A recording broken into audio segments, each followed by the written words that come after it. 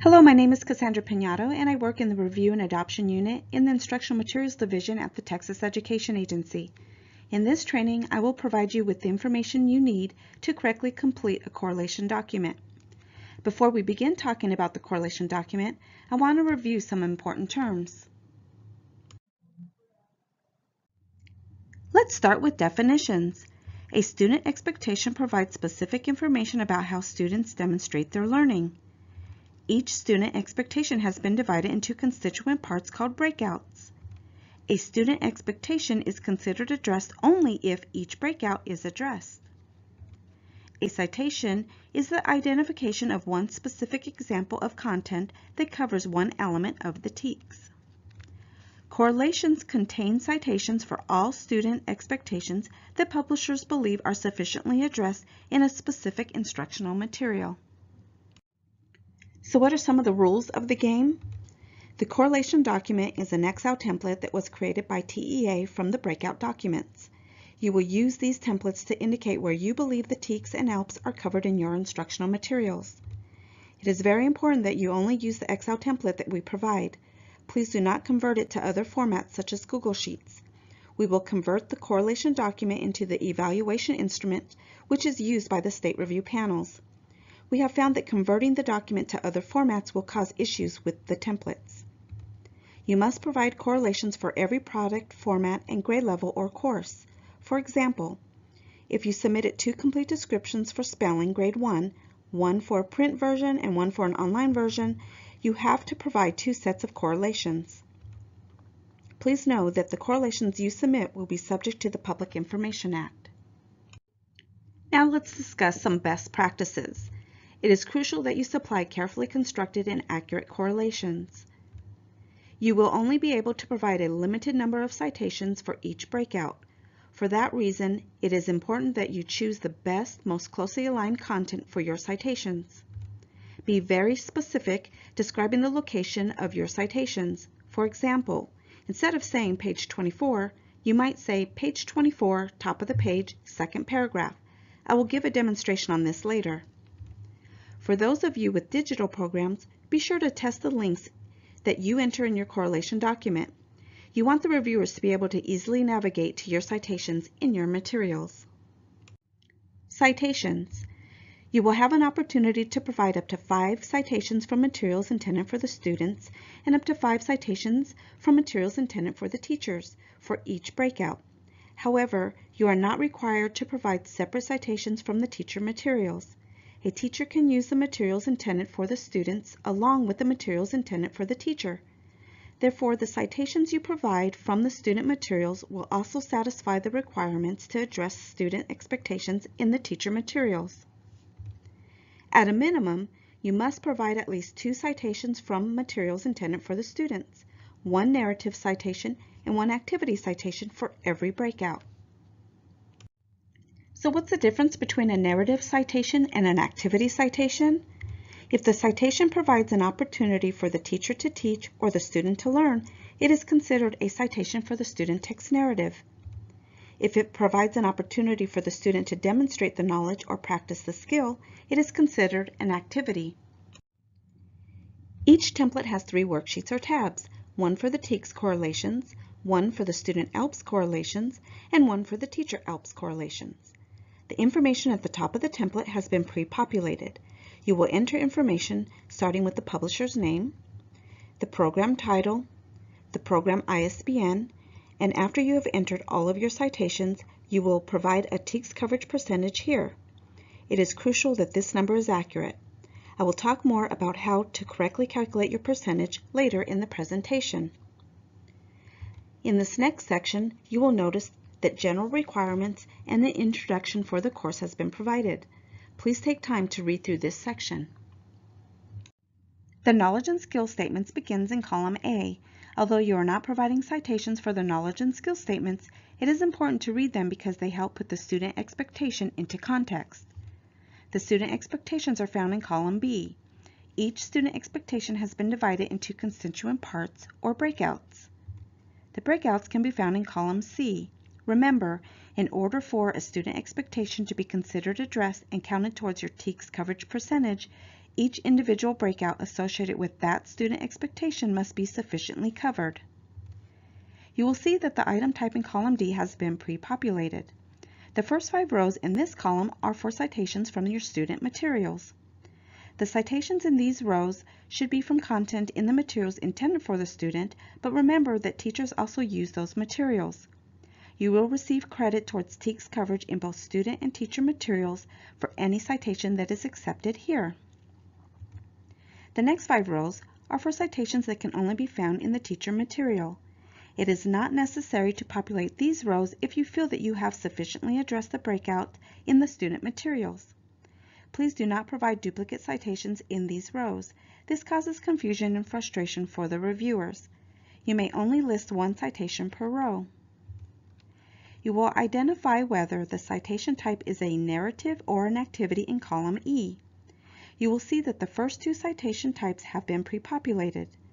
The first is a narrative, which is for content that allows the teacher to teach or the student to learn. The next is for activity, which is for content that allows the student to demonstrate the knowledge or practice the skill. You may want to provide multiple narrative and activity citations in case the review panel does not accept your first citation. You will do this by selecting the citation type from the drop-down menu.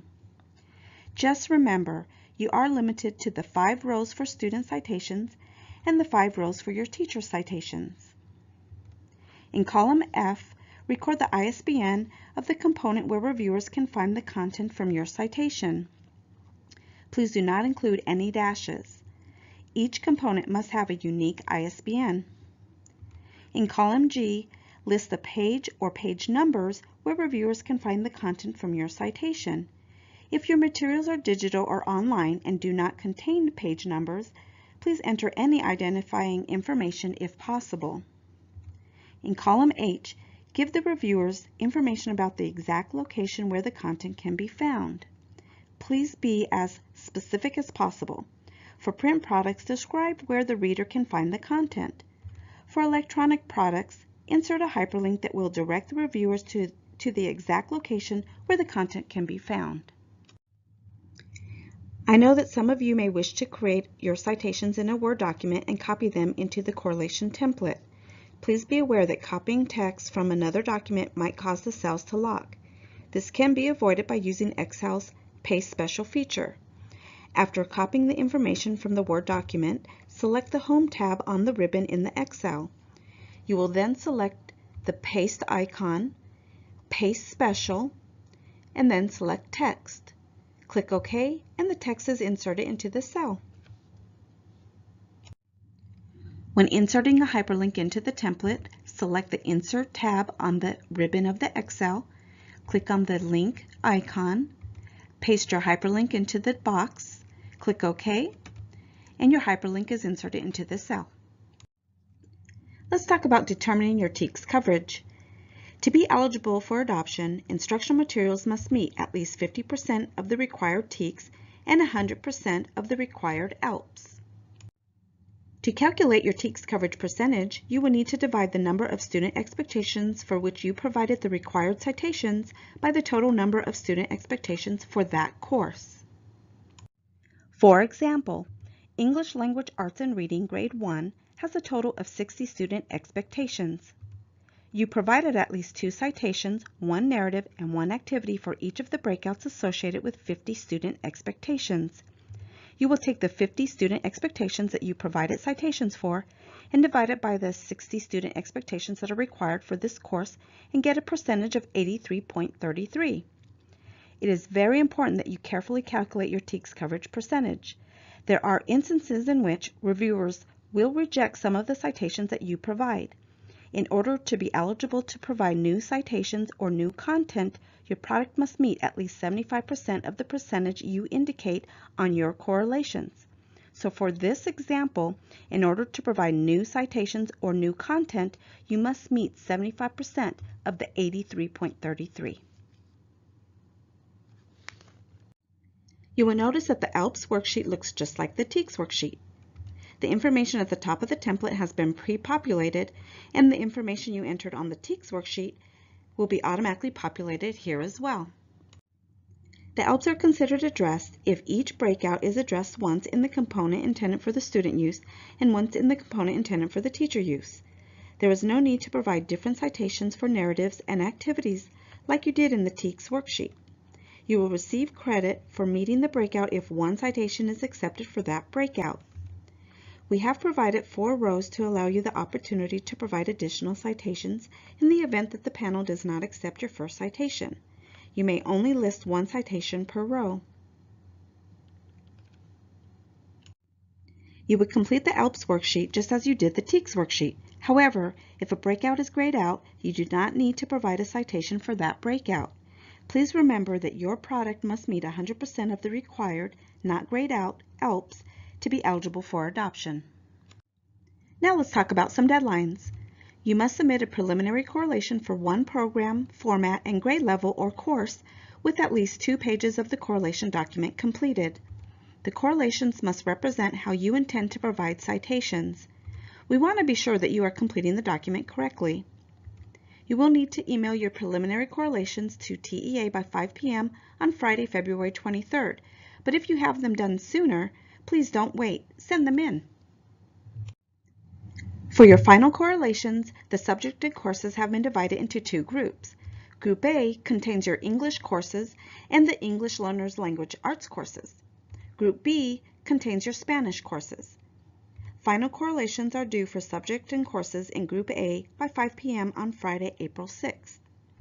Final correlations are due for subjects and courses in Group B by 5 p.m. on Friday, May 4th. Let's go over some final thoughts. The state review panels will use the correlations as their primary reference as they review the instructional materials to determine TEKS coverage. Providing poorly chosen correlations could result in a product being determined ineligible for adoption. It is very important that everyone involved in preparing your correlations should read and fully understand all of the information in the Proclamation and the Publisher's Handbook. Both documents are available on the TEA website on the Publisher portal. Please visit the Publisher portal for more information. If you have additional questions or need additional assistance, please don't hesitate to contact your Publisher liaison at 512-463-9601 or send your questions to review.adoption@tea.texas.gov. Thank you and happy correlating!